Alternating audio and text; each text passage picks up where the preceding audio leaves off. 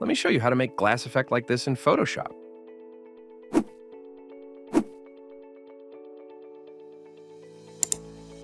Start by converting the layer to a smart object, then duplicate this layer by pressing Ctrl+J. Next, draw a round rectangle. You can round the corners more if you want to. After that, select the middle layer and add Gaussian blur to it.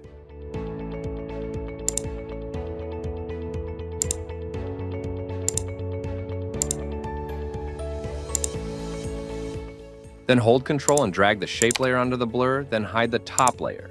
Now double-click the blur layer to open blending options. Start by adding gradient overlay and stroke and set the values you are satisfied with.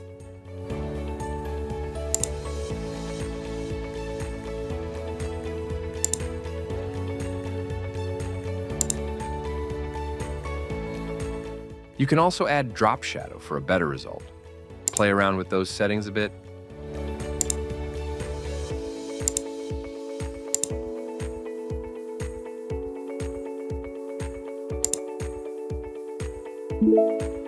And now you have got a glass effect.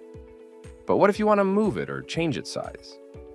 You can unlink these, and by using Path Selection tool, you can move the position of the effect or resize it.